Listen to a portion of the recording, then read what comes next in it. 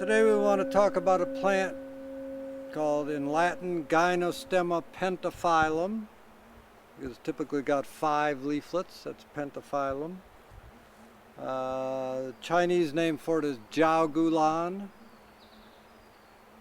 It's a well-known herb in China at present and Japan. So this is not a traditional Chinese medicine herb. It was more like a folk herb in southern China. Some Japanese researchers went down to southern China and they were actually looking for a sugar substitute. They came across this plant which has quite a bit of sweetness in it.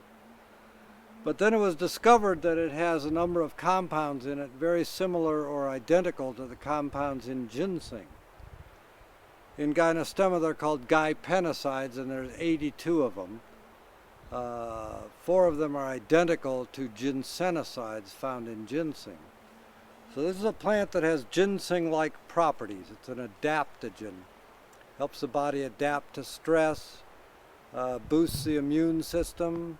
It's very much used for anti-cancer, lowers cholesterol, regulates blood pressure. It's an anti-aging herb. I want to talk more about how to grow it. You can find plenty of information on how to use it online. This is probably the easiest to grow of all the adaptogen plants. I call this the best plant to grow for your health. Reasons being that it has a lot of health benefits, plus it's very, very easy to grow, plus it's very, very easy to use. To use it, you would just dry it or you could just nibble on it fresh. All parts of it are medicinal. You don't need to dig anything up.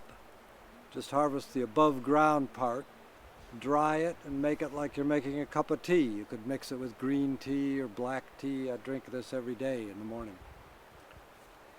As far as growing it, it's kind of a weed. So this is actually in the squash family, totally unrelated to ginseng. It's a vine, an herbaceous vine, a perennial herbaceous vine, meaning it dies to the ground every year but then comes back. It can grow up to 20 feet or maybe more in a year. So here it has gotten into a brush pile. It's growing up through the brush pile and you can see it running up the side of these shrubs. Here it is. It's got tendrils like many squash family plants. The flowers and fruit are tiny. The fruit's not much bigger than a pea. In this climate, here in western North Carolina, it rarely makes fruit, which is perhaps a good thing, considering how weedy it is. But it's super easy to propagate by the roots or by division. If you plant it in the ground and leave it, it'll run along the ground and root down all the way along, so you can separate that and make many more plants for yourself. If you get it to climb up something, it will nevertheless, after a few years, start to spread by the roots. So it does have some invasive potential. You want to watch out for it. It's gotten in many parts of our garden, which I'm not too unhappy about. We gather it and dry pounds of it every year. One of the most useful adaptogens there is. You could grow it as a screen up some bamboo to screen an area.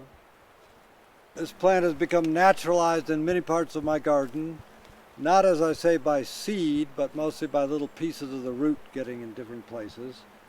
And we can just come out here and gather almost any day. I can collect a big amount of this plant. And some more over here.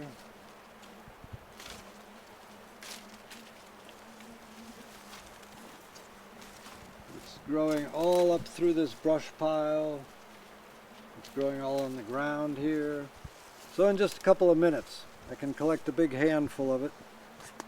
You could just drape it over a clothesline or the back of a chair. It'll dry in just a day or two, crumble it up and put it away for the winter to drink every day. It has a cooling effect also.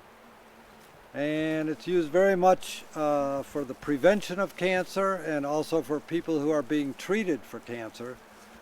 to compensate for the effects of chemotherapy or radiation therapy. It's used in China to balance that out, because those therapies destroy the immune system. So this is to beef up your immune system.